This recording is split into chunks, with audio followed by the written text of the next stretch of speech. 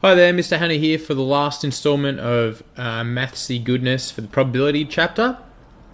In the last video, we looked at Markov chains and how you could use transition matrices when the probability of events depended on what happened before, like a basketball team losing lots of games in a row because they get stuck in a rut, or the weather. If it's sunny, then it's probably more likely to be sunny again the next day. This video is totally different. This is about independent events. These are events that it doesn't matter at all what happened in the past. It's not going to affect what happened in the future. For example, if you roll a die, it doesn't matter what you get when you roll a die again. Rolling the first time and the second time are totally independent to each other. Or another example, when you flip a coin, if you get a heads, that doesn't mean you're going to probably get a heads again the next turn. It's still a 50-50 chance. So flipping a coin and then flipping another coin, they're independent to each other. Now, it's really easy to calculate whether or not two events are independent. They've just got to satisfy this condition. So if the probability of A and B is equal to the probability of A multiplied by the probability of B, then A and B are independent.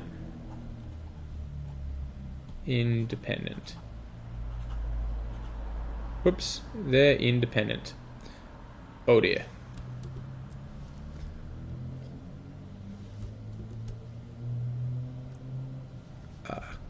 Sorry. There we go, much better. Sorry about that.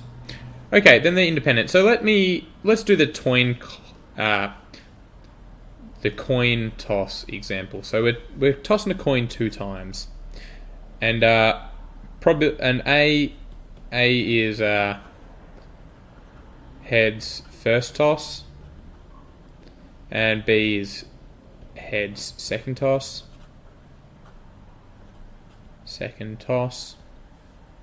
Okay, so let's do a quick one of these. So A is heads first toss, not heads. And B is heads, B dash, not heads. B heads, B dash, not heads. And it's going to be 50-50. The second toss is also going to be 50-50. This doesn't change. Second toss, 50-50 again. So, what we're trying to find is the probability of A and B. So that means a heads and then another heads. So that would be here's heads and then another heads. So the probability of getting a heads and another heads is 0.5 times 0.5, which is 0.25. Okay, now if we use our formula and check, does it equal probability of A times probability of B? Is it the probability of a heads the first time times a heads the second time? Whoops. Okay, well, heads the first time is easy. That's just 0.5 from there. 0.5 times, now this one's a bit harder, probability of heads the second time. So that could be this possibility here, that's a heads possibility, or it could be the tails heads possibility. The tails heads possibility. So there's 2 options. There's the heads, so 0.5 times 0.5, or there's the tails heads. 0.5 by 0.5 for a tails and then a heads.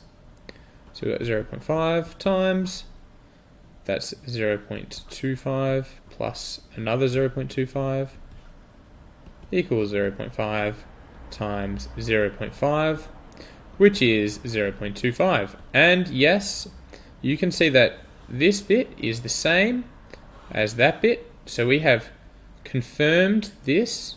That's confirmed. So we can say, yes, they're independent. Okay. So that's pretty easy, pretty straightforward. I rushed through it because you should all be very familiar with this stuff. If you're not, you need to go back and watch the first video. All right, let's look at a couple of examples here that are going to be a bit more like the ones you'll see in textbooks. If the probability of event A is 0.5, the probability of event B is 0.8, and the probability of the union between them is 0.9, are they independent? Well, what I've got to calculate is this quantity here and probability of A and B, and multiply those and see if they're the same as each other. So we can use the addition principle, the one that says the probability of the union is the probability of A plus the probability of B, take away the intersection. So let's put some numbers in. 0.9, 0.5 plus 0.8, take away this. So we've got 0.9 equals 1.3, take away probability of A intersection B. So therefore, probability of A intersection B must be 0.4 for this to work out. Okay, so because 1.3 take away 0.4 is 0.9. Now we've got to do so that's the left-hand side of our identity. Now we need to do the right-hand side. We need to multiply probabilities of A and B. So probability of A times probability of B, well, 0.5 times 0.8, 0.5 times 0.8 is 0.4. Now you can see these two things here are equal to each other, 0.4 and 0.4. So we can say, yes, A and B are independent. Done. Let's do one more just for practice. Alright, it looks like exactly the same question, but with different numbers. So we use the same addition law. A union B equals probability of A plus probability of B. Take away the intersection. 0.8 equals 0.2 plus 0.7. Take away intersection. 0.2 and 0.7, that's 0.9. 0.8 equals 0.9. Take away what we're looking for. So it must be 0.1. So here the intersection is 0.1. And probability of A times probability of B is 0.2 times 0.7. 2 times 7 is 14, so that's 0.14. And look at that. These are not the same as each other. We've got 0.1 and 0.14. So no, not independent. Okay, so there we go. That's independence for you. Now, once again, I have not explained where this identity, where this identity here comes from. So let me do that quickly, and after I've explained that, I'll do a more tricky example as well. So it comes from the knowledge that if something's independent, it means your future results don't depend on your past results. In other words, the probability, if A and B are independent,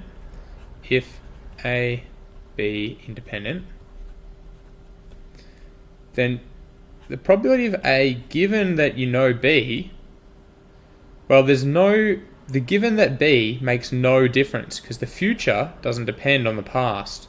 So that's just going to equal the probability of A. Okay? Future A does not depend on the past of B, it's just A. Okay, that's if independence. That's what independence means. So then remember our conditional probability formula, the one that said probability of A given B is equal to the probability of A and B intersection over probability of B. Hopefully you do. Now I'm going to replace this first bit, because that's here, I'm going to replace that with probability of A. So that's there. Now I'll multiply probability of A intersection B. And that's exactly it. Now I just multiply the probability B bit by both sides and I get the result I'm looking for by multiplying probability B by both. So there we go. There we have it. There's our independence formula, or independence condition, if you like. Alright, that's essentially all you need to know. I'm just going to do one last example, a little bit of a trickier one, a bit more involved, just to help you guys out. So I would stop there if I were you, but if you get stuck in the textbook questions, come back to this last example. Okay, so here we go, a slightly trickier question. Anne estimates that she will pass maths with the probability M of 0.8, English with probability E of 0.6, and science with the probability S of 0.5. Assuming that these three events are independent, okay, there's a key thing, what is the probability that she passes all three subjects, passes maths and English, and passes at least one subject? Okay, now whenever I come across a question like this, I immediately think that I should always draw a tree diagram. And I'm right. That is always going to be a helpful thing to do. But in this case, just to show you how you can do it using the idea of independence, I'm not going to use a tree diagram, even though I probably should be. So, let's start with part A. She passes all three subjects. So that is the probability that she passes the maths and the English and the science. Now we're told that these events are independent, so that must be the same as the probability that she passes maths times the probability that she passes English times the probability that she passes science, because that's what independence allows you to do. So then it's pretty easy. It's just 0.8 times 0.6 times 0.5, which is 0.8 times 0.6 is 0.48 times 0.5, 0.24. So there we go. That's the probability she passes all three subjects. And as you can see, that's pretty pathetic. Hopefully the probability that you guys pass all your subjects is a heck of a lot higher. Alrighty. Part B. She passes maths and English. Now this is an interesting one because you've got to think about this a little bit. This could be the case. This could be the probability that she passes maths and passes English and passes science, and the probability of passing maths and English and not science. Okay, those are the two cases we're dealing with, because all she needs to do is pass maths and English. Science doesn't matter too much. So, the first part, we've already calculated that's 0.24. And the second part, we can use the idea of independence again. That's the same as the probability of passing maths times the probability of passing English times the probability of not passing science. So, 0.24 plus, now probability of maths, that's the 0.8 times English, 0.6 times, now not passing science, well, passing science is 0.5, so therefore not passing science is 1 take away passing science, which is 1 take away 0.5, which is surprisingly easy, 0.5. 0.5. So if you do this quick calculation, you'll notice it's 0.24 as well. 0.24 plus 0.24, 0.48. There we go. Once again, that's pathetically bad. Less than 50% chance she'll pass maths and English. Okay, but there we go. So we've used independence. Those two are pretty easy. Part C. What's the probability that she passes at least one subject? Okay, so the probability that she passes one or more. Okay, she could either pass one subject, or she could pass two subjects, or she could pass three of those subjects. Now, the easiest way to think about this is to think about the complement. Okay, because the probability that she passes one or more is the same as 1 minus the probability that she fails all. Fails all. Or 1 minus passing none. Okay?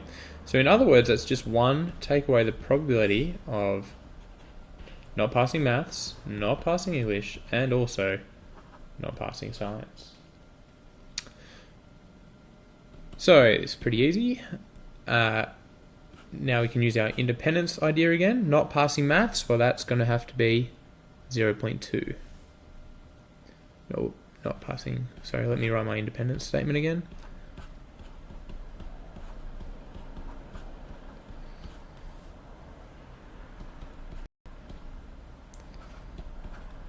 Okay, not passing English, that's 0.4. And not passing science, 0.5. Okay, 0.2 times 0.4 is a 0.08 times 0.5. 0.04. There we go. So at least that probability is quite high. It's very high that she passes at least one subject. Not very much probability that she fails all of them. So small amount of saving grace there. Okay, so that's it for this video on independence and for all of probability. Coming up, next series will be on combinatorics, which does link in fairly well to probability. Anyway, hope you've enjoyed it, and see you in class.